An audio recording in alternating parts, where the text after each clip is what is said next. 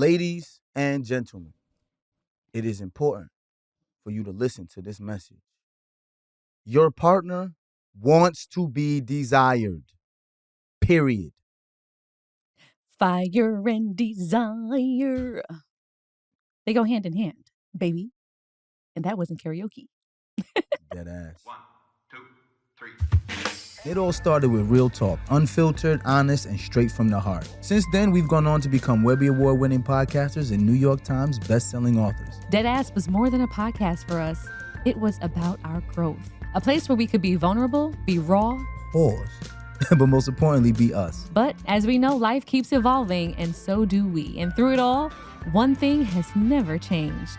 This is Ellis Ever After. Dead ass. Because we got a lot to talk about. Story time. I'm going to take y'all back to a couple months ago.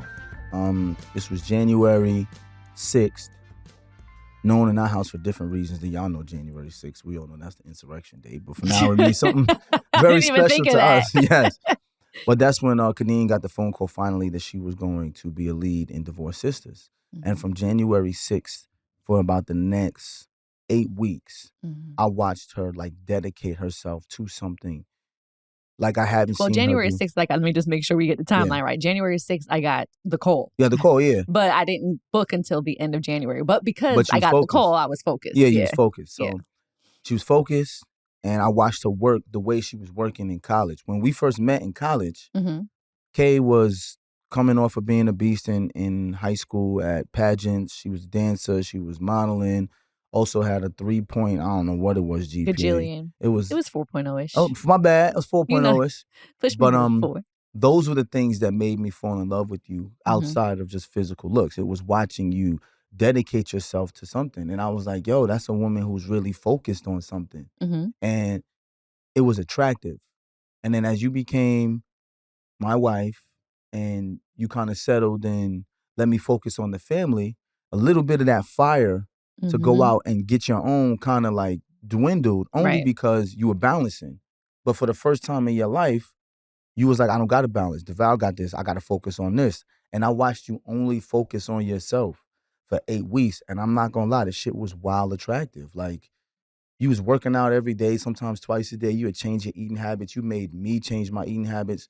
And you had just become like relentlessly focused. And I'm not going to lie, that was a turn on. And I didn't realize that I was missing from when we were 18, 19, 20. You know what I'm saying? Yeah, it was like, that makes sense. You fall in love with somebody and you fall in love with them through all the seasons, not realizing like that was the original reason why I fell in love with her. Gotcha. And that's really made me be like, wow, like I want to get back to that. Not only for me, I want to get back to that for you. Like, it's your girlfriend, Kay.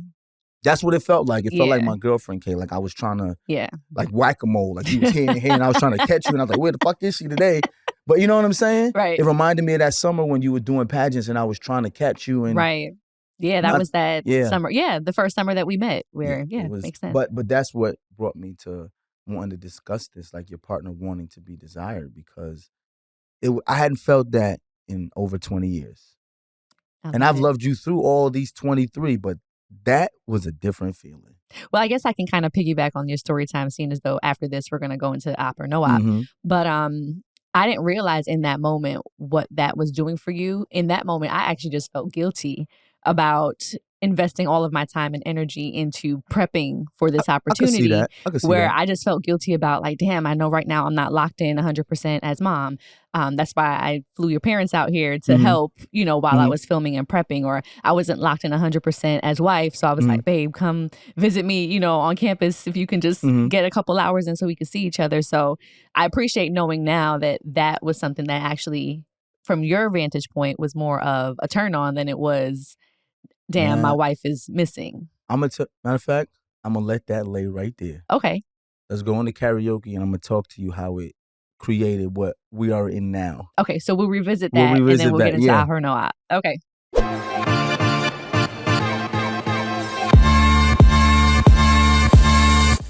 So today is the big day. It is the screening of Sisters on BET.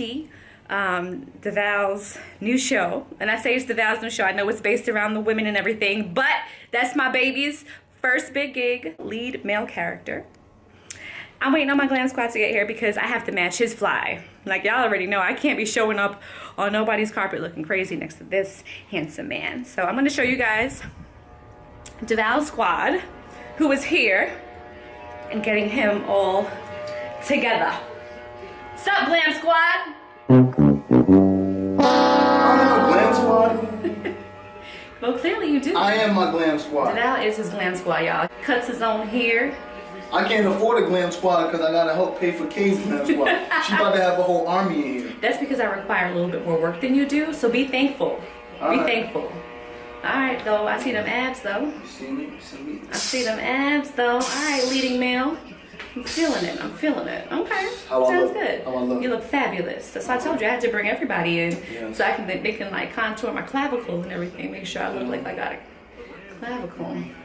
Alright, so yeah, hurry up, alright, because I'm gonna need this bathroom soon. Oh, you finished? Yeah. Nah, son. You like that? Nah. This is new style I got. It's Nah. called the fruit bowl.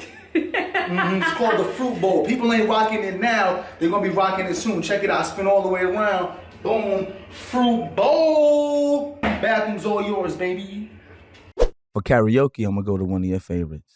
You ready? Yeah, you said you had the song. You've been taking karaoke over a lot lately. Huh? I've been doing karaoke. You and Tribble lied talking about some. I don't always do karaoke. No, you're it ain't only doing 50-50. it now. You're only doing it now because we said that before. Yo, Tribble, I asked you to go back to all 200 episodes. Yeah, I'm going to do and it. keep a count. I'm going to do She's it. still tallying the score? I guarantee it's about 65-35. I have all the time in the world. I'm going to do it. I guarantee Tribble, it. you gonna get fired. No, Tribble not gonna get fired. But y'all better not get on the freaking IG talk about Tribble, you gonna get fired if you don't count it. I want to know. I'm convinced of that. But let me go. Know. It's one of our favorites. Tell me. It's not easy. Octave. Okay. Pretty girl, let's take it off in this room. Crazy. No time to waste, baby girl, just what to do. Whoa, whoa, whoa. We got all night to try to get it right, girl. Hope you're ready, hope you're ready, hope you're ready. That's my favorite part. I'm pretty sure that's not even that part of the song, but I jumped to that part because that's my favorite part. Yo, you Shout are out a CV, mess. yo. That was Take You Down. That's a good one. 2007 that song came out. I always am impressed with how you remember years because I don't remember what I had for breakfast this morning. To be honest, I think I'm autistic sometimes because numbers just stick in my head. Right. And I remember 2007 because it was also my second year in Detroit. Mm-hmm. That was the first year we were living together on our own. And you had graduated from college. Yes. And it was that song. It was Lloyd's album was huge at that time. And American Gangster's album. Yes. Yeah, those definitely remind me and Ryan of Leslie. That was around that time. Yes. 2007, 2008. Yes. But I remember Ryan Chris Brown came out. Yeah. Okay. You be knowing. Our selection. That's that. Oh, that's Cassie. Song was nice. Yeah, Cassie. Song was nice. Ryan Leslie was nice. That was when I was in high school. Shut up, Matt. Shut up. You see how Josh looked at him too? Like, I knew that was gonna get the reaction out. I'm here, a grown man trying to play Bill. I'm in high school. I was in biology class. Yo, young over here making very adult why do we decisions. got a Gen Zer on our podcast? I don't know, bro. Are you really a Gen Zer, Matt? No. You are, right? Watch your mouth. No. He just made the Did cut. you just make the cut? 91. Watch your mouth. Oh, I Ends in 96. Mega I think my iPad sister over here just playing made Ends it in too. 96. He just made it. Barely. Here's my fidget spinner. Not the fidget spinner. gosh. Oh, God. You remember them fidget spinners? I remember Which them. one of our kids had a fidget? Jackson? Yeah, because it was like Jackson a had thing a at that fidget point spinner, where they bro. had different colors. They didn't. I never I understood still the got fidget one. I ain't spinner. gonna lie. They said the kids used to be distracted in school and acting crazy, so they gave them fidget spinners. That's something to do. That's counterproductive. That seems like that's the worst thing you can do, bro. Make my kids sit More down and look at the distracting. board, bro. Yeah, it's crazy. All right, well, as millennials, we'll go pay some bills since we're the oldest ones in the room, clearly. And we'll come back and we'll get into op or no op. Mommy will detangle your hair and then Daddy will cut it, okay? Steve. Stand at your house. So there comes a point in every Ellis boy's life where they get their first haircut. She don't even know what her hair is. Her hair falling out too.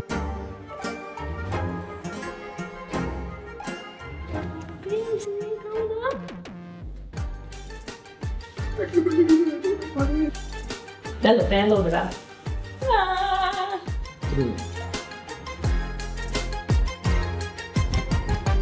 I cannot The Bible. Good job.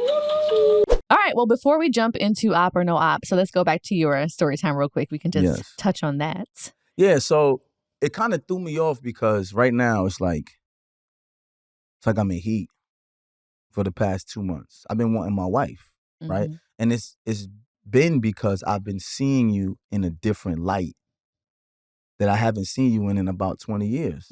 Like once you started having kids, it was like you focused on making sure that you was extremely maternal and nurturing and was focused on them, right? And we talked about it all the time. When you're nurturing kids and growing kids, your spouse can't always come first. You know what I'm saying? It's like, all right, the babies didn't ask to be here. So since they didn't ask to be here, we have to make sure that they taken care of. Right. But as the kids started to grow, you and I started to realize like, hey, the kids can't always come first. So then finally with the kids being grown and them being in school and because this is the first year, it's like everything happened in God's timing. Dakota started going to school in August, which actually gave you the time over the last quarter to kind of be like, let me focus on myself a little bit. Let me breathe. Because there was no kids at home for 6 to 7 hours. So when I was watching you from January 6th until about April, it was like, I was watching my girlfriend in college. There was no kids hanging off of you. There was no mommy.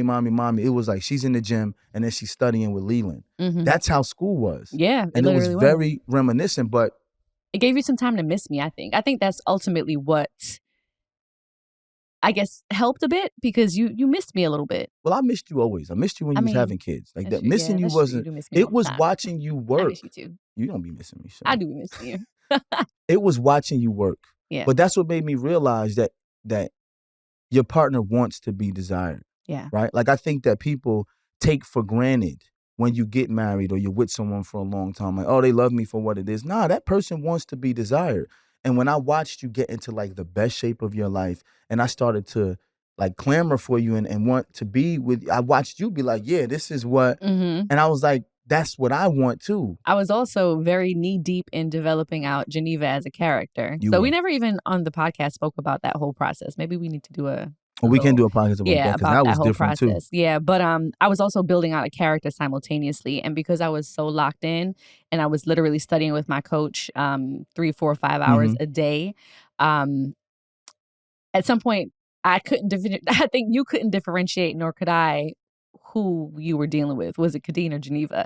Because as actors, it tends to be sometimes muddied water.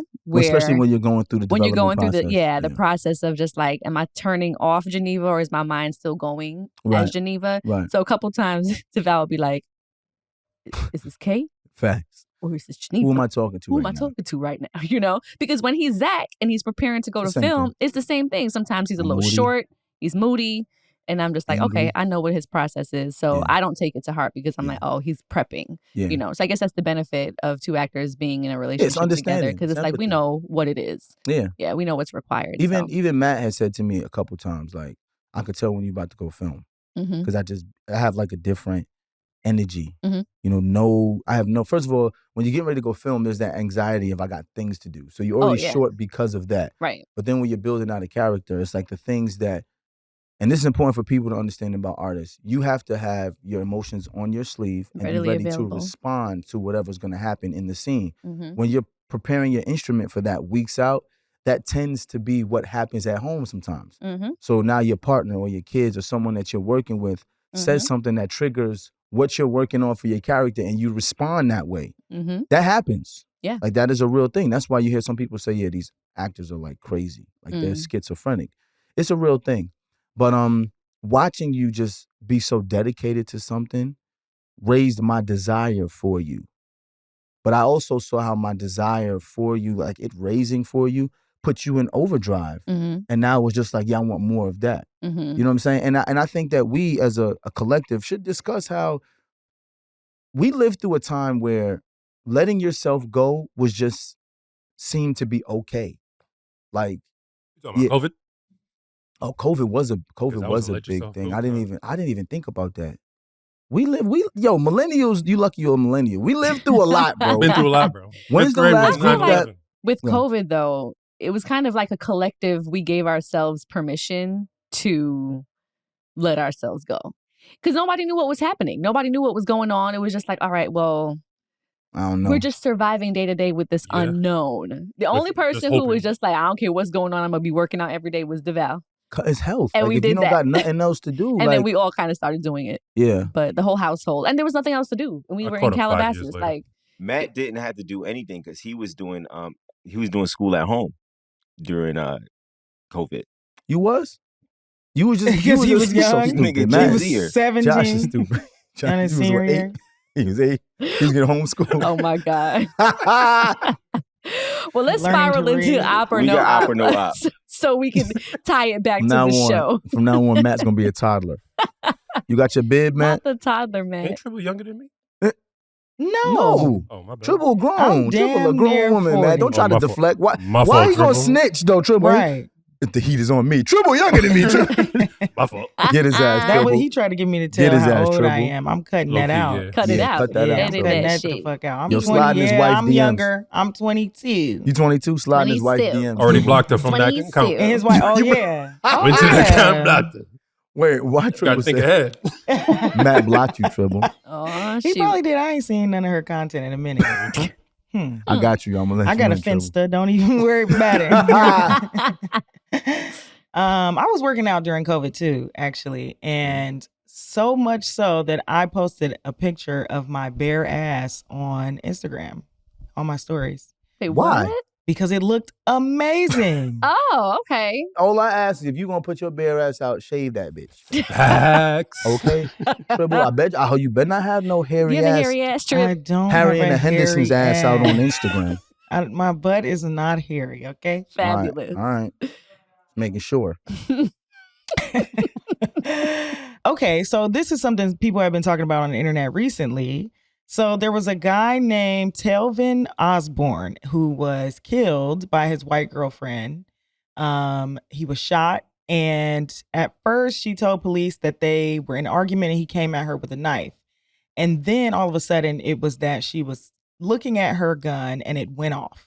So Those two different stories. And so recently she was just acquitted because they said it was an accident. Now, here's where the op or no op comes in. Telvin Osborne, when this news came out, some comments that he made online about Black women resurfaced. And during this, when the acquittal news came out, those comments resurfaced again. So one of the comments that he made on Twitter, he said, "I'll fuck a dog before I fuck a black bitch. It got to be a white dog, though." And so people are like, anyway, Didn't what y'all age have for well. breakfast? Karma has a way of working itself out, don't Yeah. it? Don't karma have a Which way of y'all want working from the itself out? stove. Mm-hmm. Yeah. So op or no op? Foolishness. Like, That is a Dude. unanimous no op on that. and I'm not condoning Any kind of I'm not violence. condoning violence, but it's just like it's hard for me to have, Mhm. hard feelings. I just Sir. yeah. I really have no op. No op. It's unfortunate he's passed away, Yeah. but shouldn't have made those comments, bro. Right. Because you know one thing about comments, they are always going to resurface. They are. Like people They are. are going to dig up receipts. Right. So the comment section, the receipts, the screenshots are very unforgiving. I feel bad for his parents, because he's a black man. I'm pretty sure his mom is black. I don't know. His mom may be white, but His mom might not be around. might not be around, which may Because be I a think reason. other people in his family also are like anti-black in the way that he is. My thing is, no one deserves to die for their opinion, but also we don't have to care. Mhm. You know what I'm saying? True. Like Yeah. no one is saying like he deserved to die, but at the same Right. time, Yeah. if you don't care for black women, you don't care for black people. Don't expect black people to care. To then have sympathy. You know what I'm saying? Like Yeah. that's just how I feel about it. Mhm. Mm-hmm. All right, moving on quite quickly. So recently on Poor Minds, I love Poor Minds. It's a guilty pleasure. Drea. Drea and Lex P. Shout out to y'all. 'Cause Shout out to Drea and Lex. They're We gonna be over so there. Yeah, fucking Me we and Kim coming over there through, soon alright? together. Yeah. That's going to be a Love great it. episode. But recently they posted a clip from an episode and Drea said, "You cannot be a bad bitch if you stank behind the ear." Amen. So I want to know, op or no op on that? It's just that I agree. The whole stink behind the ear situation, no man or woman should. That's a fact. No adult. Like, That's a fact. Is the consensus at least here with us That's that a fact. that was like a staple when we learned how to wash ourselves? Yeah, my mother didn't play with that. My Aunt Monique, shout out to Aunt Monique. She would do this and be like, "Go back in the shower. Go back in the shower. Go back in the shower. Not with the This hand is out. about you. Come on." We gotta ask ourselves why, when we was little kids, why we just hated getting in the shower. It was like nasty. A pet peeve, bro. Damn, I gotta go wash up. You was outside for 8 hours playing every sport known to man. Yeah, I mean, that's our boys too. Sometimes they're just like, we have to shower now. And it's just like, why not? It just takes you away from what you're doing. That's what it is. But that's it. To get back to Drea though, if I go to hug a girl and she's beautiful and I go to give her a hug and it's like I can't then say you a bad bitch. Yeah. Now you just bad, bitch. Like that's not good, bro. That's just not bad. Have you had that experience, Tribble, where you went to, either be intimate with a girl or get close or whisper sweet nothings in her ear and then you choked off the stage? Yes, actually. Really? Yeah, man. She laughed and looked away. I don't even want to hear this story no more. I don't. I had a girl come visit me from out of town, and she didn't shower when she got in. And then she didn't shower before we went on the date. And then she didn't shower when we got back. But when we got back, it's time to fuck now. Like, it's too late. All right? You like, come on now. Right. Because if you go and wait for the shower, people might fall asleep. Now, you I might, will. Some women, like, I had a woman be like, hey, can I take a shower? When we got back to my house, I'm like, yeah, absolutely. You know what you smell like. I don't yet. All right. You have a moment to make an impression. All right. This girl really didn't care. And you've done a lot of things throughout the day. You've eaten. Traveled. Yeah. She got outside on her. Down. She The got only way, outside is on you. Yeah. The only way to really get the poop off you is to take a shower. Yeah, you can't. That part. So that was funky. But I finished. But did you still smash? I smashed. I did. And Tribble, you You must know had a she great had time. the moisture behind the ears? Yeah, she ain't care. she had moisture around her ears. Not the under the moisture. arms. Oh, She had no. crust on her Oh, belly button. man. I mean, she didn't shower at all that day. Probably. So why you still took it down, Tribble? Why not? You know what I'm saying? No, why? Yep. Nah. You know what I'm saying. You like your meat seasoned. Ain't nothing wrong with a little funk every She now like and the then. dude from Sinners. Remember the young boy in Sinners? When Shorty walked all the way to the I thing? want to taste you. Remember that? That's the Tribble. Tribble like, oh, what? Yup. I ain't mad at it, man. You know what I'm saying? You got to let the coochie marinate sometimes. You know what I'm saying? A little marination ain't nothing but a little sauce, little seasoning. Nah, I can't agree with that, bro. But it was Kay, you gotta funky. take a It was shower. nasty. It was nasty. showering, yo. That time it Go was take a shower. disgusting. Shower, bird Yeah, bath, I hold hear up you. fresh, whatever you want to call I'm not it. judging you, but Kay gotta take a shower, bro. My cake. That's yeah, what I'm talking yeah. If she Gotta gonna take a climb shower, up please. on here, if she climbing up here, Mm-hmm. I'm gonna need her to rinse off that Delta flight. Like, I Absolutely. can't have all of Delta. Like 684 USA. cannot be on. Can you imagine the The dro- close quarters in Nah. which we? No, that's the first. I think that's like customary. The first thing we do when we get off a flight and come through the door is like you strip off your clothes, Yeah. go right into the shower. Yeah. Did she sit on your bed with her She sheets on? sure the fuck did. That's No, another she thing. did not. Kay don't play Throw with out the that. crib like jazz. Yo, Yeah. nah. Oh man. I don't wanna talk about this though, Oh, boy. man. Tribble will say, listen, if I see your ankles, it's going to be a problem. But if you don't want to bathe, Seasoning. what's up? It's like sweet All baby good. rays. Adobo. No, A it was little one of slap those your things mama that- seasoning. It was one The of those more things onions, that the haunted better. me. Damn. Oh. Season Man, meat. she tastes like curry. Mm. This is so wrong. We sorry. It y'all. is This wrong. so Yeah, wrong. yeah. Tribble- We just be Tribble cutting love the hell money up. swata. Yeah. So as we spiral into desire, Spiral I know, into right? desire. Yeah. We're going to spiral into desire all that. after Huh? that convo, Yeah, so that's why I kind of picked that opera no op, because we're talking about desire today. And what makes a bad bitch really? What makes you want your partner? What do we think like keeping yourself up is when it comes to romance, relationships, sex? What is it? Me and Matt were talking about this, working out. Mhm. And especially for dudes, because of course desire goes both ways, right? Mhm. A lot of women think that men we want y'all to just want us just sexually. And that's not the case. Like we had talked about this a couple weeks ago. I was like, yo, Kay be focused on everything moving through the day. And then at the end of the day, she gonna make sure like, yo, I'm gonna make sure Devale get his 15, 20 minutes. And then the next day, she be like, what's the matter? I'm like, okay, we had sex, but that's not what I wanted. Yeah. Like I wanted That's been my like wife. our latest thing. Like that's been our new thing is like, I want to be desired.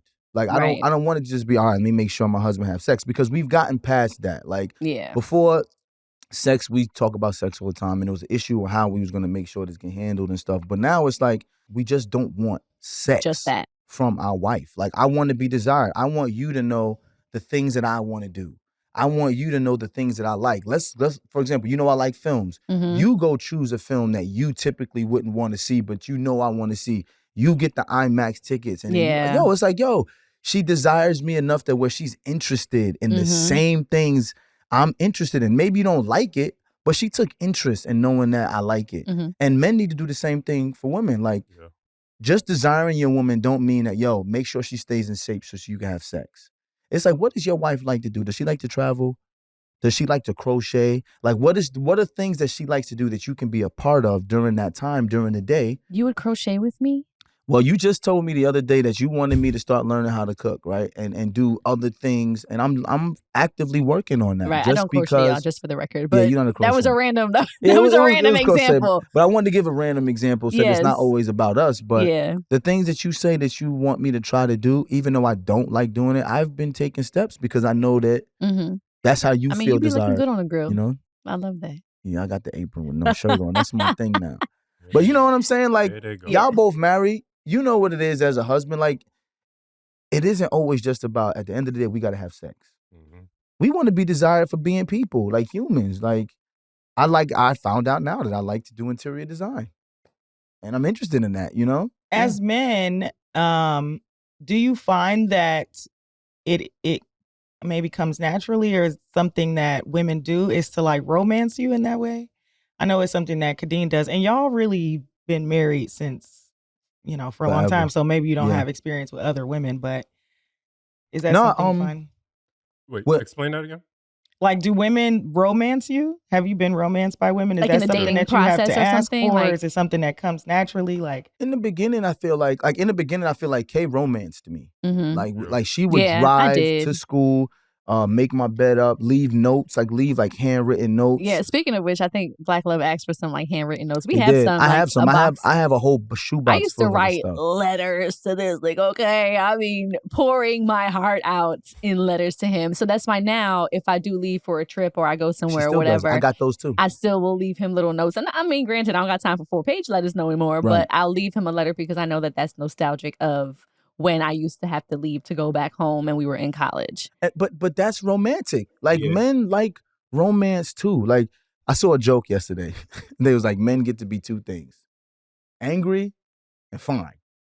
Right? It's like a man walks around the house. I forgot the comedian because I really don't want to take his joke as if it's mine because I understand that. But it was so funny. He was like, a man walking the house is just like, why the fuck you do that shit? Didn't I tell you about that? And he angry. And then he go back and his wife was just like, I'll leave him outside, throw him a beer, he'll be fine. Then he comes back inside, babe, you okay? He's like, I'm fine. Why are you asking me? Didn't I tell you I'm fine? You asking me? It's like men only get to be that. And I gotta find a comedian because the joke was hilarious, but it was very true. It was very, very true. But that's how men really feel sometimes. It's like, I want to be desired. You know, I want you to romance me a little bit. I want it to be more thoughtful than just bending over or giving me some pussy. Like, we don't always just want that.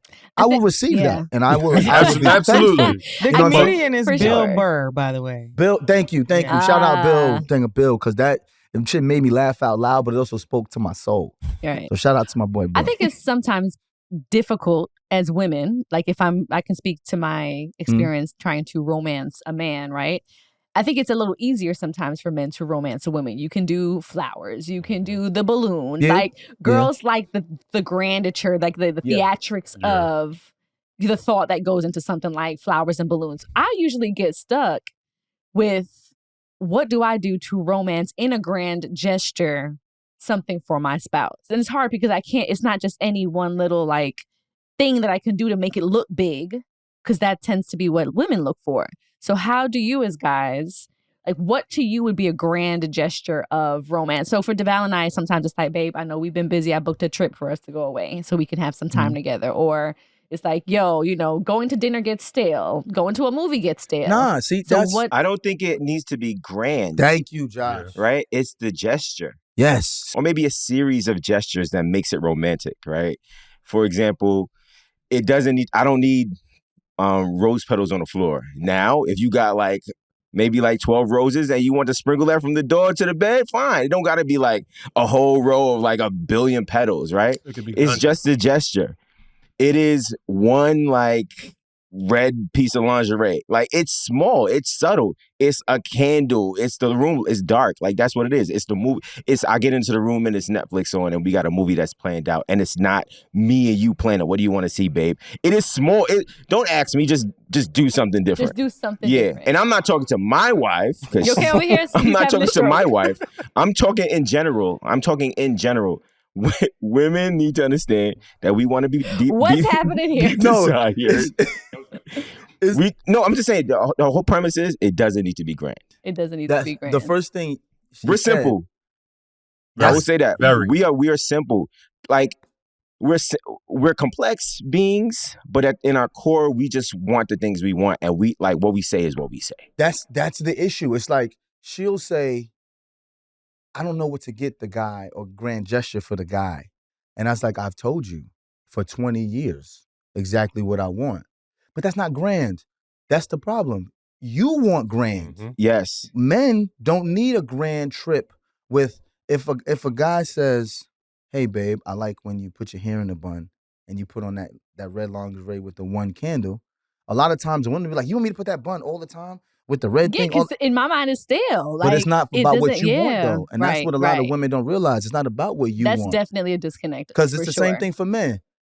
Men will be like, you want me to do a grand gesture all the time? And women are like, yes. And we it's the same thing. You want flowers and diamonds and trips all the time? And women be like, yes. So we say yes. Then when we say we want something small all the time, y'all say it's getting stale. And y'all expect us to change to what y'all want to give us, and then we don't want to do that. So I guess because as women, we like grand gestures. Yeah. If I don't have a grand gesture in return, I feel like it feels inadequate. Yes. Yeah, it feels inadequate. Exactly. For example, I think even our love languages, for example, that might be a part of it. My love language might be giving or receiving gifts. Mm-hmm. We might have the same love language, but we probably have the different intensity. Right. My gift might be something small.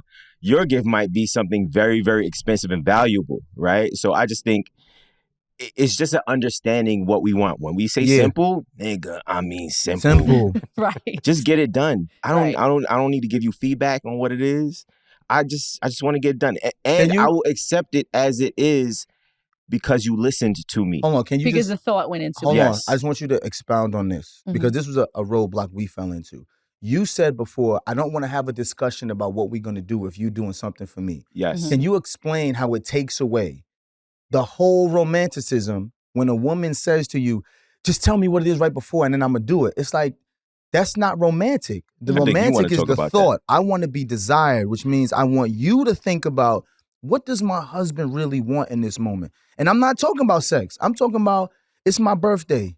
You know that this new Tom Cruise movie came out and they only have a certain amount of seats. The fact that I don't have to say to you, Kadine, this would have been nice if you did that, and you just did that, I know it's small to you, right? But to me, it's she thought about me without having to say it. When I have to constantly say, why don't you do this? Why don't you do this? Why don't you do this? It's like I'm dating myself, and now all the romance is gone. It's taken away from it. And it's I've been having to say that, and now it's just oh, he always got to say it. It's yeah, I got to say it because you won't do it. If and you to a point, at the end of it, you just want it to be desired in the first place. That's it. Right. So it takes out, what you're saying is I don't want to help you make me feel desired. Yes. Right? We can talk about what it takes to get for me to feel like I'm desired in general, but when it comes down to it and you're actually doing the deed, for me to give you input in terms of how I'm being desired or what I want to feel like or you romanticizing me, it takes away from it. From the whole thing. Yeah. So essentially we're saying is that women need to get out of their head about what it is they feel like your man is going to want. That's what you're saying. I Take would it never down tell to the women what basics. they feel. I was going to say with Josh, we're not saying what women need to do. Like, what we're not going to do is mansplain. What we're saying is what we like. Yes. And the thing is, we can talk about social conditioning. As young boys, we're told from young, make sure you know what that young woman likes. Make sure it's like we've been conditioned from young to be able to see what y'all need and desire. At least good men are. Every man ain't. So let me not say every man. But good men, when they find a woman, is like, okay, she likes this, she desires this. I'm going to make sure I can provide that. I don't see a lot of young women being told how to cater to a man. It's often being told the opposite. You don't cater to a man. You focus on yourself and let him cater to you. But what happens is that becomes one-sided in a relationship. Because now he's constantly catering to you because it's happy wife, happy life. And it's not like, well, what are you doing for him? Well, he a man, he'll be fine. I wouldn't say for all things. I mean, there's certain cultures. I didn't say all. That's what I'm saying. We can't generalize. Yeah. I think it's millennial. As a millennial woman, and I can only speak to my experience, I was not taught, I guess, by women older than me who had already been in relationships and marriages, with the exception of like one person. I think it was my aunt, Susie. The value and the need to be of service and cater to your husband.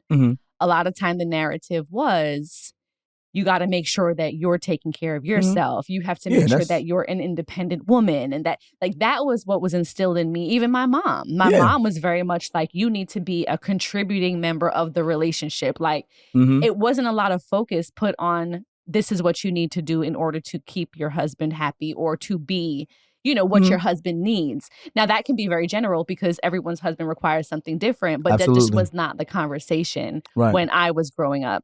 But what I did observe, and I think the reason why I was able to early on know how to take care of you was witnessing my grandmother. She's from the school of very old school where, she would cook for my grandfather. And before anybody could eat, his plate was taken out. It was put to the side because when he came home from work, she was heating up the food for him. They would sit together, they would eat and all that. So I think you're right in that there really is not a lot of focus placed on telling women how to then cater to your man. I understand what you're saying. And I do think that socioeconomics played a role in that, right? Yeah. If you think about your grandmother's generation, absolutely, that was during a time when women weren't working. Right. So women, their job in Jamaica back home was to take care of the home. That's what they did because your grandfather was traveling to Canada, traveling he was working, sending money home, and she had to manage that in the household. But think about the next generation. The next generation was our mom's generation because socioeconomics changed and women now had to be in the workplace. And it's happening even more now. Kadine pulled up annual incomes, average incomes for median households. In New York, in order for you middle class. To be middle class in New York, you have to make $187,000. So if you just think about that, right, $187,000, you need dual incomes. So the training and the teaching for young women from those times was, you have to be a contributing factor. Make sure you bring in. That's why, to me, it's not a blame people. It's understand where we've come from through history, through socioeconomics, and like, whoa, there was a whole generation of women who had to help in the household. Absolutely. But then also had to go earn. Yeah. So what do you tell your daughters then? You like, you got to go earn. Go put your big panties on, go to college, get a degree, and then you have a whole generation of those women who were taught that's what they needed to do because that's what we needed.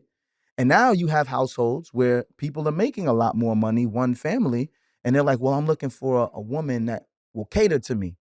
But there's been a generation of women out of necessity who have had to be earners. And she's like, I'm tired. By the time we both get home, we both been working and we both are tired. I was so tickled when your grandmother, Nana, bless her heart, when I first started dating and everything, and we were talking about, she was like, oh, what do you want to do with work? And I'm talking about school and work and whatnot.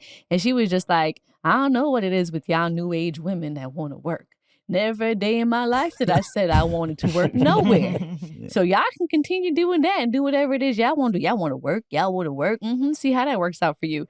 And I laugh now because here we are, fast forward, 23 years in. And now there's a contingent of women I've seen on social media that was just like, who was the person that asked for women to have the right to work? Because this shit is stale. I want the soft life. I want to be home. I don't want to work. That was literally my grandmother. Yeah. My grandmother said I worked because I had to. I never wanted to work. The minute your grandfather told me I could stay home, my father told me this story. He said my grandfather was in South Carolina setting up the factory so that they could move down there. He was working with another manager who was a woman. My grandmother found out that it was a woman he was working with. She quit that day, moved down, never went back. Said, what? I don't gotta work. He down there. Hell no. Quit, never went back. From that moment, my grandmother lived a soft life. My grandfather bought her cars, bought her a house, made sure she was home. She took care of the kids and the grandkids. But in her mind, because she had to work her whole life, she was like, I'm not trying to do that corporate shit. I'm just not. And I think we as a collection of people have to start looking at socioeconomics before we start pinning blame against each other. Understand what the women that you're dating have gone through in their lives. Understand that people, for example, because Kadine and I have argued so much about affection in our relationship and have debated about sex, I've looked at her family life. I said, her grandmother was this way, which is what I fell in love with, but her mom isn't. And I was like, her mom did move to America at 17 and had to build a life on her own. So how could that woman teach this woman to be a nurturer when she was the breadwinner and had to, I understand it. So now it's like a reprogramming mode for both of us. Right. It's like, this is what you've been taught. This is what I've been taught. Let's reprogram ourselves to be what we need to be for each other. You know what I learned about my mother, which gave me a lot more empathy towards her and her experience? She did that out of necessity, right? Because this was the need for her to show up for herself and for her family to build this life. But when I look at her now, I realize when you really look at her, she really just desires a soft life. Like she said, I only showed up as, you know, the strong woman who worked all the hours and you know, hustled because I had to. Yeah. You know, had she been in a situation where it's like, okay, she met my dad and they were both hustling together. My dad was just very content with like, we have the basics and we're good. My mom was like, no, but I want more. I think my father had the same mentality where they were both hustling together. Then she had the opportunity to kind of just sit back and say, okay, he got it. So I could chill and not have to hustle as hard. She really would have been more content that way.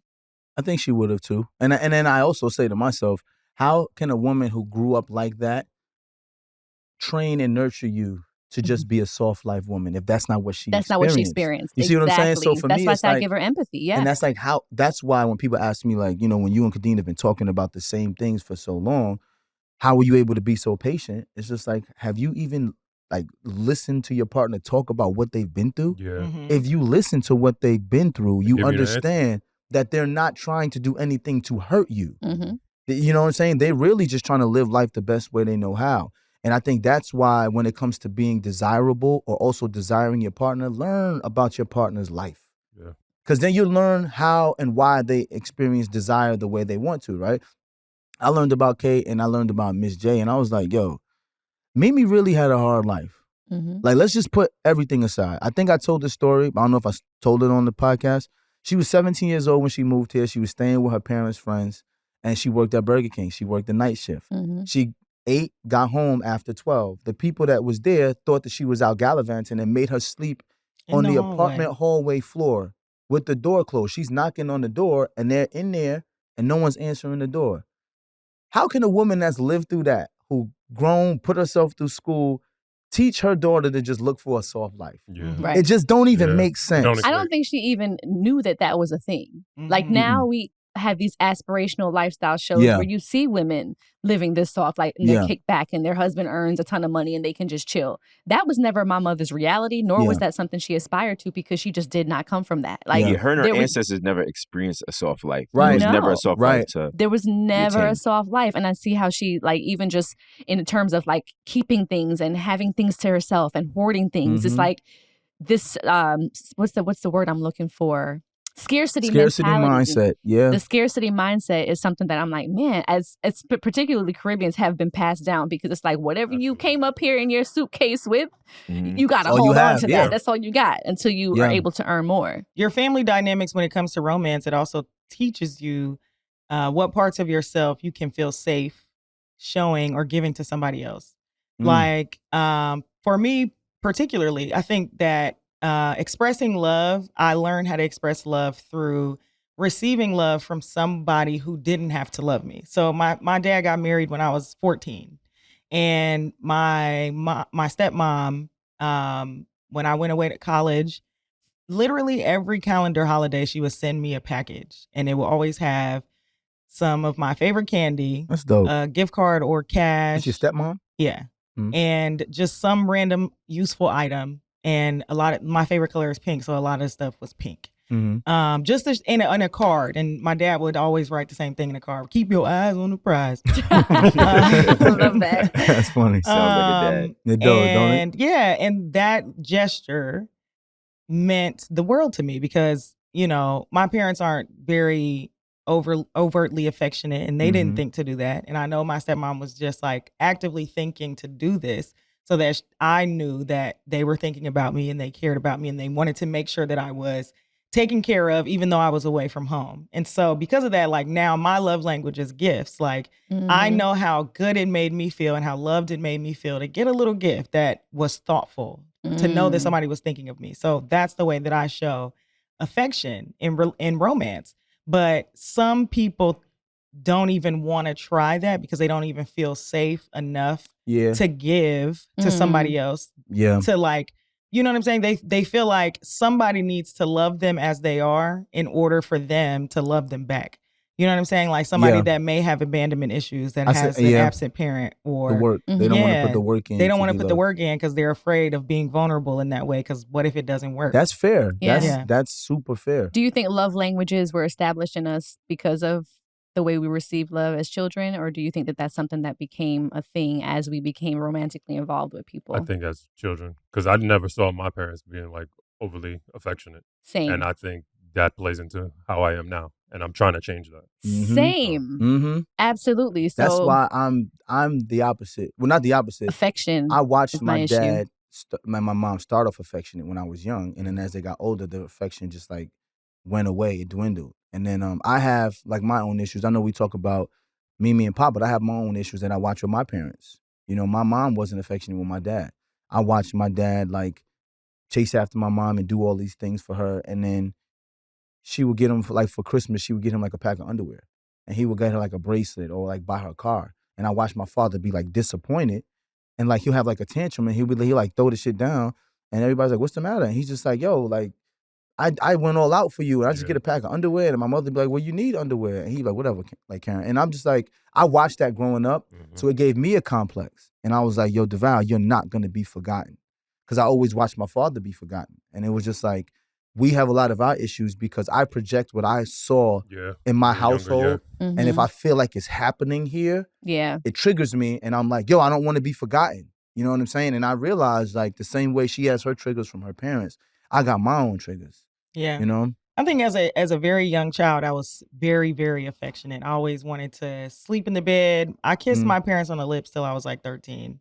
But I think growing up, my mom started to get a little more harder and like kind of reject me when I wanted to like hold on to her. So now as an adult, I kind of reserve affection for people that I know for sure want to be affectionate with me. So a lot of times I reserve affection for romantic relationships only. I noticed that because when I go to give you a hug reciprocated? sometimes, you seem a little uncomfortable. Yeah. And I don't know if you noticed, but I hug you on purpose all the time because I do it every time you come in or leave. I always be like, come here. Yeah. And it's not the titties he wants to stay up against. No, it's not. It's not. I mean, I don't mind titties. I never mind titties. The fact that you have titties makes it easy to hug you. But it's because I do notice that you, I'm like, why are you so awkward? But now I understand Think why. about my mom. My mom was awkward. My mom is I used to do the same thing to her awkward mom. one. Oh my gosh. When she first moved in, remember? I used to just be like, love you, Mimi. And she'd be like, and I'd be like, yeah, your mother can't take this. Watch this. I'd be leaving. I'd be like, oh, I love you. I hug her and I love you, Mimi. And she'd be like, look. But you know, you got to give that to people for them to realize. Let me soften. Yeah. You know? My brother and sister and I was just in New York when I was doing press, and I went by the house, and I got to the house and I was like, hey guys. And Tristan comes in for a hug, and me and Sakari hug, and we're like, that's so awkward. And we were like, guys, do you realize like we don't hug each other? Yeah. And I was like, can we like start hugging at least more? Like, we're not touchy-feely at all. They family is not touchy-feely. We're not, I love you. And then I saw when I became a part of Devale's family, they literally will hug everybody when they enter, and they will hug everybody when they leave. And it's like, bye, love you. And I'm like, oh. So I'm happy that I was able to adopt that because we do it with our boys now. Like, our boys run and hug and kiss and I love you to everybody all the time, you know? And I did not experience that. And it's so cringe between the three of us, my brother, my sister, and I, because it's just like we don't hug ever. But this is important for people to understand about desire in relationships. People just think desire is sexual. Right. And it's not. People desire to be loved. And or just not even only romantic relationships, right? Fact. Because there's a desire within familial. It's not it's not desiring to be loved. It's desiring to feel loved. Be seen. Like you know that they love you. Like you know your family loves you. You know your spouse loves you. It's the feeling of it. Yo, you be saying some deep shit, pause, but then you don't like to talk. That's why Tribble be telling your ass to get up in the fucking mic, Josh. Because that's the truth, though. It's not the desire to be loved. I want to feel loved. And you say that to me all the time. Kay says to me when we have our conversations, you know I love you, Devale. I just have to do a better job of showing you because you deserve to be shown. And when she says it, I'll be like, what the fuck does that mean? And in a way that he receives it, not how I want to show it to him, but in a way that he absorbs it and he's like, wow, I actually feel this. Like, it's just not enough for me to be like, oh, I love you because I know I do. You got to feel it, right? So how do you tell your partner that you want a different expression of romance from them? Because you just tell them. You just tell him. You keep telling him. Like in this situation where like I'm a romantic person. I like to romance. I love to give gifts. I love giving thoughtful gifts. Like, but I gave someone a gift for Valentine's Day. And it was really great. And they gave me flowers, but they didn't give me a card. And I know that matters. Like, I know that matters. They were like, oh, I had the card, but I didn't have time to fill it out. Now, they did come from out of town to visit me for Valentine's Day. And I'm like, so on the airplane, you didn't have time. Right. On the Uber ride to my apartment, you didn't have time. Are you hearing So now this? you're thinking about before you this is what I be going through. Is this what you said to her? No, this is what this is what I'm thinking Okay. because I don't know how to express this because I just feel ungrateful. So I'll give you a perfect example, right? This was last night, right? Me and Kadine don't argue about sex no more. Like, it don't happen. She's just like, what you want me to wear tonight? I was like, yo, you figure it out. Because I had got to a point like you, where it was like, I'm tired of asking for something particularly, and I'm not getting it. So I said, you figure it out. So she knows that I don't like to go into bed and just start having sex. She knows that I like the whole heels and things. But last night she was tired. She put on her nightie, just got into bed.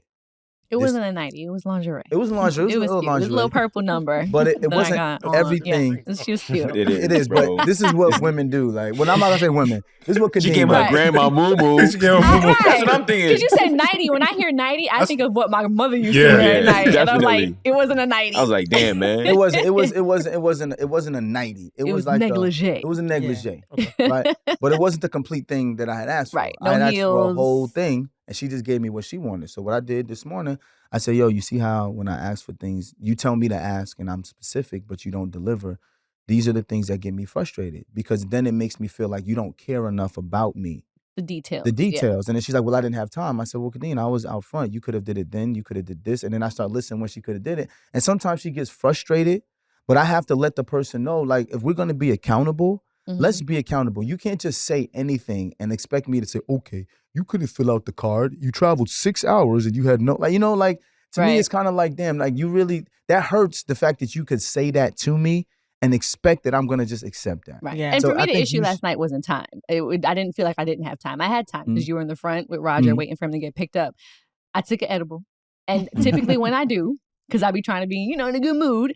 And once it starts to set in, and I'm like waiting for him to come back, I have no concept of time. So he could have been 10 minutes or he could have been 30 minutes. But because I'm already like lifted, I don't be knowing half the time. So I try to balance between being, under the influence, but then also like making sure I'm delivering on what he wants. So At least you I gotta didn't find have the a right bag balance. of chips in the bed. I have a bag of chips typically. Well, it's rice cakes now because I'm on a diet. She did have food in the bed. It's We been woke chocolate up and rice it was cakes. mad crumbs in the bed. It was mad crumbs in the bed. It was little rice cake pieces in the bed. You know what I'm saying? Look, Healthy snacks. This is why it don't be like arguments though. Right. Like Should this have is the shit why be because comical now. it's funny a little bit, right? Like she still was thoughtful enough to make sure, like, yo, I gotta take care of my husband. I'm gonna put this on. Was it everything that I asked for? No.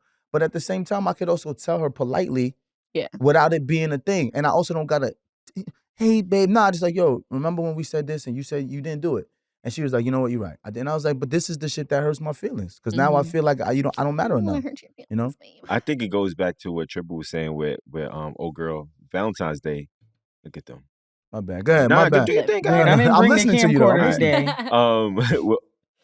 With old girl, Valentine's Day? yeah, for Valentine's Day, because she gave her a gift. Yeah. Like she received Yeah. the gift. It was just the card. So like, I think, did you ever mention it to her? Did you Yeah, say I did, anything? yeah. How'd you say it? I said, I really love cards. Cards go a long way for me. Like gifts, I don't care about gifts, but Mm-hmm. cards, like thoughtful words, that means something to me. And then that's when she told me that she had a card, but she didn't bother to write in it. Well, it's important that you also give leeway and grace for her to make an adjustment if she Yeah, for the next time. cares. So you Oh, have yeah. to say it, and then once you say it, if she's like, bet next time I know. Yeah. Mhm. So the next time a card comes, and it's like, oh, she listened. Mhm. But then if the next time if there's no card, then it's just like you playing with Right. me. Yeah. Now Or you if you get a I've been down that random road. card You don't one want to day go down when that you'd be like, road. oh shit, You like better she get really that picked up card. on that. Yeah. She better Yeah. get that card next time. because Tribble go And there crash is no out. next time. You broke up with her right after the card thing. No, she broke up with me right after the card thing, actually. Mm. So, but you know what she just showed you? She has her own things she needs to deal with. Yeah. And not that you dodged the bullet, but this is what the dating process is. Yeah. You date people, you see if y'all have synergies, and if you do have synergies, then it's like we keep going. But then once you realize, like, you know what, this person isn't really my cup of tea, you move on. You just can't keep holding on to the fact that, I Yeah. wasted time with that person. You really didn't. It was 6 months. I don't think I wasted time. My thing is like, I just am like, when do you, I guess, compromise? Like, you know what I'm saying? Because I felt bad being like, well, she did come, she did bring Right. flowers, but I think life is a compromise Yeah. because you can't mind read. I don't know everything that Kadine and her family have been through. She doesn't know everything that I've been through. So what it takes is you meeting, you going through some life experiences and realizing like, oh, you handle things like this. I handle things like this. For example, Kay just sent me the meme. The girl said, I told my husband on his way home to get detergent. Oh, So that when was he came home with the detergent, he came home with dish soap. right. Oh, let me see if I can pull And it up. It was she actually was pretty first good. pissed and then was just like, let me not be pissed. Let me ask him, hey, what's detergent? He said, oh, what you wash dishes with. And then she was like, okay, so then what do you wash clothes with? He said, washing powder. Washing powder, Mhm. yeah. And she said, Oh. noted. Next time I'm just going to say washing powder. When a lot of people Would've crashed the fuck crashed out. out and been Yes. like, Yeah. I told this dumbass to bring home Detergent. and he This brought home nigga dish. brought home this And, shit. and then it was just a small little, oh, you think like this. Mm-hmm. I think like this. A lot of people in relationships should just do the same thing, especially in the Yeah. beginning. Let me find out how they say that, Mhm. how they word this, how they move this way. And then as y'all start to learn each other, is it worth me to just say washing powder? Okay, it's worth it. When I saw it and I sent it to Devale, I said, this is a mature marriage. You can Mhm. tell. It's somebody who's like tuned in and is just like, Yeah. okay, first of all, you're going to pick your battles. Is this a battle that I really want to fight right now? Mhm. Or is it something that I can say, you know what? There might have just been a difference. Mhm. Tribble, when you talked about the crash out episode, right? And you talked about knowing how your body feels before you have a crash out moment and trying to take note of that. I think the same can be said for this conversation. Mhm. It's like knowing what your triggers are because of your family history and because how you were raised Mhm. and not crashing out because of the trigger Oh, that's a good point. that has Yeah, been that's a jumped great on, point. but saying, you know what, I know that this is about to trigger me. So this is a me moment. Let me not take this out on my spouse. As it Let me pertains to try to explain. desire. What's that? As it pertains to desire. As it pertains to just desire and what you're looking for. Like, for Mhm. example, Devale has said several times, like, because of my mom and dad's relationship, Mhm. I realized, damn, I don't want this to be my reality. So let me say something now before Yeah. it becomes that.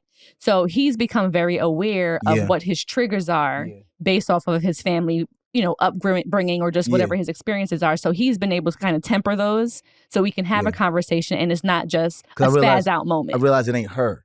Yeah. That's the problem. You know what I'm saying? When you realize like it's really not her. That's It's maturity. it's you. So Right. just tell her how you feel about what's happening. And then when you tell her, and kudos to my wife, in the past I would tell her and she would try to deflect. But now she listens and she's just like, okay, what exactly is it? And I tell her and she's like, all right, I'll try to see if I can correct it. But realistically, it's realizing that she knows that I want to be desired. Mm-hmm. She's just trying to work and figure out how can I continue to give him the desire he wants. And I do the same thing. I realized during pregnancy, she didn't want to be desired the same way she was when she wasn't pregnant. And it took me a minute. I used to do all these videos about her being, she was a little bit bigger at that time and me still loving her and doing all this stuff because I wanted her to feel desired that way until she realized, like, I don't need to feel desired like that when I'm going through that. And I was like, oh, shit. Like, damn, and I was doing something for me thinking I'm helping her. And then not realizing that she's like, no, I just really want to get back in fucking shape and get back to myself. I'm tired of being like this. But I think it goes back to what you were saying before. Like, nobody's a mind reader. You have to communicate. You got to. My mother literally told me and my wife that on our wedding card, the bottom of it said, "P.S. Nobody's a mind reader. Make sure you talk to each other." Come on, come on, Miss Edna. Wow. This is a wild thing to write, but I understand 1,000%. That's a fact, though. I get why she wrote it now. Yeah, it definitely is true. Married men are having these conversations, not only about we wanting sex or we wanting to be desired, but it's like, what can we do to help our partners when we have desires? And, like, we are having these conversations. And I know they say men don't talk about shit. That is not true. No. The three of us and Jay will get down here, Bilal, like, we all will get down here and talk and be like, yo, what is it you going through? And one thing we did notice is like, yo, we all want to be desired. Like, we do. And we don't want to be desired for just sex. Like, we all hate that. Oh, you going to wait till the end of the night and then just be like, hey, I gave you some booty. That's not the type of desire we want. No tired booty? Yeah, I don't want no tired booty. No tired booty. I'll take it, but I don't want no tired booty. I will always take it. I'll be like, yo, booty is booty regardless. So, it is. And I'll be like, man, I don't even want this booty. But, I'm not even going to smile in this booty. I'm just going to be mad.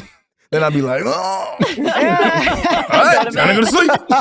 Man, I took this nigga. You're so stupid.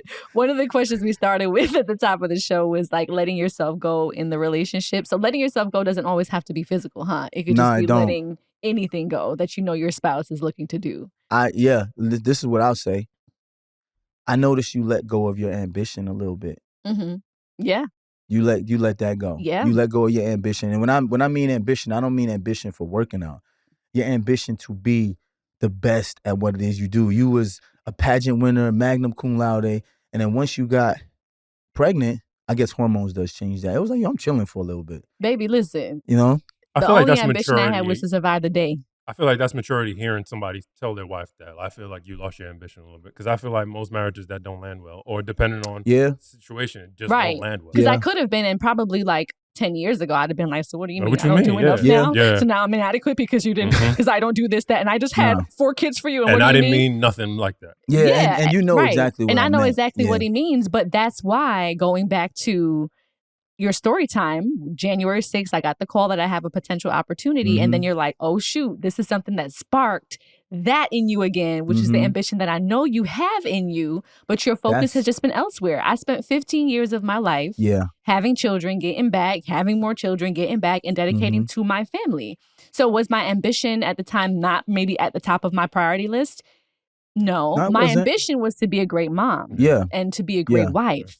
And when I now feel like I'm in the space where I can transition because I've got the wife mom thing kind of down, I'm still working on myself, but now I can get back into my career. Watching you chase your goals is great. Like watching you chase something that's outside of this house is what turned me on at 18. So seeing that again is like, yeah, I like that. All right, well, let's go pay some bills and we will get back into listener letters, y'all. Stick around. Hey, what's up, guys? It's the Ellises here with a quick message. We believe that independent bookstores are the cornerstone of a thriving community, which is why we're asking you to consider purchasing your copy of We Over Me at your local independent bookstore. That's right. Many stores will order it for you if you call in and request it, or you can go to bookshop.org to get your hard copy now.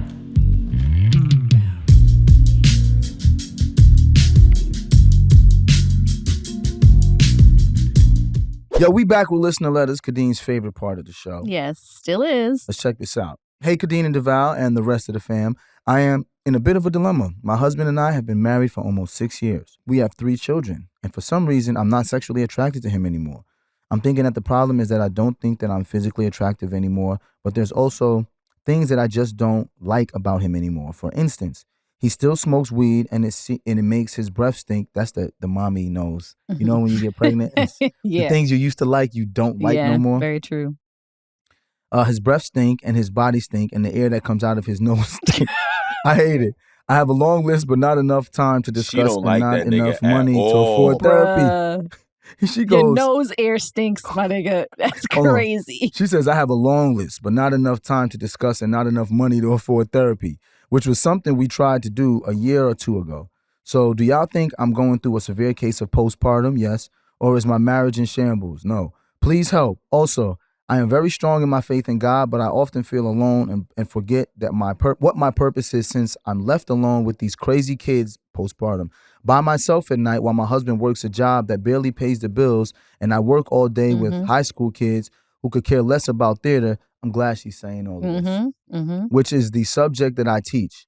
I'm going through it, if y'all couldn't tell. LOL. I love y'all like y'all my cousins that I only saw at weddings and funerals and every other family reunion. Well, we love you too. Yeah, it's part postpartum. It's the rat race.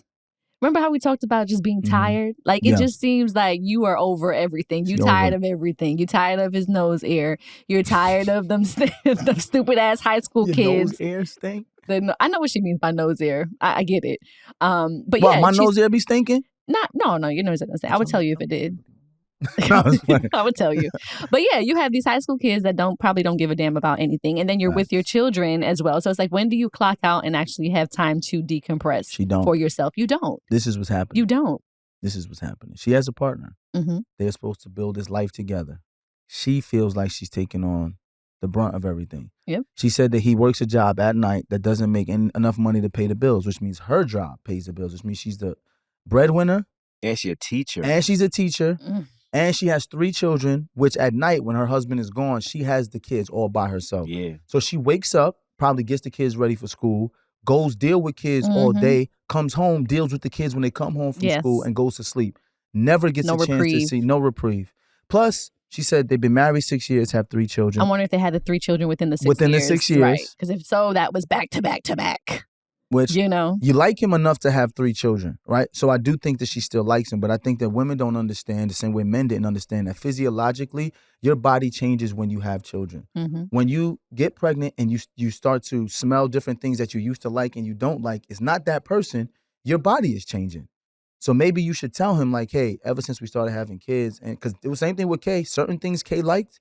Remember we did the podcast? The red light, green light, yellow light. Certain things just aren't the same no more. And I've learned with women, when they go through the physiological changes, it takes 2 years after the last child to get back to who you really were. And you're never really back to who you were. No, you're like a new version of yourself. You are. And I think that's what she's dealing with. You're on like your 5th iteration of who I am, okay? It's been Kadine that you met. Kadine after Jackson, after Kyra, after Cass, after Coda, and whoever the fuck I am now. Yeah, this is the 5th person. You know what gives me the ick in romance that I feel like she's probably experiencing? When I'm telling my partner like that I'm stressed out or, you know, I feel like I don't have time for myself, and my partner has the means and the opportunity to help to try to make my life easier, and they don't. And I'm frustrated, and you're getting from me what you want, but I'm not getting from you what I need. I just start to point out every little thing that is disgusting about you, and I start to hate your fucking guts. Did you tell him what you need? Yeah, I mean, I feel you. I think too, sometimes being like a hyper independent adult, or you know, or just like a working woman in general, it's like I'm not necessarily even sure what I need from you, or that it's your responsibility to take care of it. But I know that I'm stressed, and I know that like if it's dinner time and I feel like I'm stressed at work, I'm not feeling well, I'm busy, it would be nice if you made plans for dinner or you cooked dinner instead of waiting for me to cook for you. Yeah. I shouldn't have to say that. You know what I'm saying? Like I think ultimately what it is, it's being thoughtful. Like the lack of thoughtfulness is just so unattractive to me. And I think that dealing with that makes you resent them over time. Ultimately, what I feel like is leading to is resentment. And she sounds like she resents her husband. His breath stink. She's not attracted to him, and he's not doing as much as he can do. She resents that man. I agree. Yeah. I agree. Yeah. And I think to combat that is like figure out why you resent him. Like, what's the ultimate reason why you're in resentment with him? Yeah. Because once you resent somebody, nothing they do is going to be like, it's going to make you happy. We Like, know there's why something resentment underlying. happens. Resentment happens because Lack of consideration, lack of thoughtfulness. One person is, like, we know it's never going to be 50-50, but if it's 80-20, one-sided all the time, that's how resentment grows. absolutely. And just because I feel like I shouldn't have to tell you what I need, I actually do. Like, communication is absolutely needed. If your partner's not doing what you need them to do and you figure out what is making you resent them, then now it's your responsibility to let them know and give them an opportunity to show up for you the way you need them to. That is a fact. And then she has no time for herself either. She don't. On top of that. That's the biggest thing. Imagine you wake up, imagine it's after nonstop. having kids, you wake up, got to take care of other people's kids, go back home and take care of your kids by yourself because your partner's at work. And while he's at work, he's not even bringing in enough money to reprieve you from the bills. Yeah. Like, So she got everything's everything on her mind. She's carrying a heavy burden. Yeah. So that heavy burden will make something like nose, ear stinking being a bigger issue than it is. Like, at that point, the resentment has built up so much that it's just like the littlest thing is going to piss you the fuck off. I get it. I got to say this. You know what's the one thing for health that people need to start prioritizing that we don't? Water. Sleep. No, sleep. Sleep and water. Sleep is, water definitely, because your body's made up of 75% water. But sleep is your body's max rejuvenation period. That's the only time you get to go back to who you were when you started the day. So imagine you spent months and months and months never recovering from the day before. There comes a point where everything stinks at that point. Like, you know what I'm saying? At that point, freaking the sunlight, you hate sunlight because you're just exhausted. Exhaustion is a real thing. It affects your mental. You can't see clearly. You hate everything. You smell everything. People really need to start prioritizing sleep. Team no sleep was a millennial thing. We not on that anymore. Hell no. I get my sleep. That's a fact. One thing I'm seeing is she says that her faith in God is strong, but she feels alone and she feels like she has no purpose. I mean, for you, sweetheart, like the fact that you find your purpose in God and the fact that you are strong in your faith in God, I think you should continue to find your purpose in Him. Lean on Him for whatever you're dealing with in your marriage. Lean on God to guide you if He was in the center of your marriage. Lead Him to guide you through what you're going through. And like Devale said, find time for sleep, prioritize yourself, and figure out why you are resenting your husband. I'll be forgetting Josh is a deacon. He is. I wanted to find an organ sound. Deacon Dwayne. That's good. Doing the same time. She said, I'm going to give you benediction music. She said her marriage is in shambles. No, Please that was help. great. I'm just trying to help you, sweetheart. I ain't trying to preach to you. Josh. I'm not trying to preach you, but I mean, I know. Josh, that was good. I know what I would want and what I would do. All right, y'all. If you want to be featured as a listener letter, email us at theellisadvice@gmail.com. That's TheEllisadvice@gmail.com. Hey guys, our publisher told us we had to do this in 15 seconds, so here we go. I'm Devale. I'm Kadine, and guess what, y'all? We wrote a book. We over me, the counterintuitive approach to get everything you want out of your relationship. That's right, it's not your typical relationship book. It's a book about how imperfect marriage works out perfectly for us. That's right, we over me, the counterintuitive approach to get everything you want out of your relationship. Let's hope they understood what the hell we said. All right, moment of truth time. We're talking fire and desire. What you got, y'all? What's a little tidbit we can leave them with? Nobody is a mind reader. Come on now. Spoken like the true Miss Edna. Yeah. We love that. We all want to be desired. I would say from my perspective, men are simple and just listen to us. That's all I got. Got it. Romance is about how you make your partner feel, and your partner wants to feel love. I'm going to piggyback off that. It's not enough that your partner knows that you love them. They have to feel that you love them. And don't overcomplicate things. If your partner is expressive and says exactly what they want, just do it. Don't try to reinvent the wheel. Don't try to give them the grand gesture if that's not what they're asking for.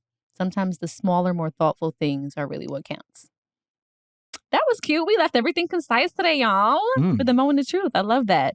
All right, y'all. If you have not yet, please subscribe to our Patreon, because that's where you have all the good stuff. Okay, that's where the after show is, exclusive Ellis Ever After content, as well as more Ellis family content.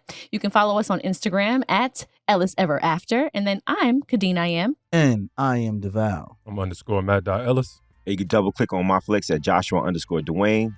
I'm at Tribs the Cool, TRIBBZ, the Cool on everything. And if you're listening on Apple Podcasts, be sure to rate, review, and subscribe. On 3, y'all. 1, 2, 3. Yes, baby.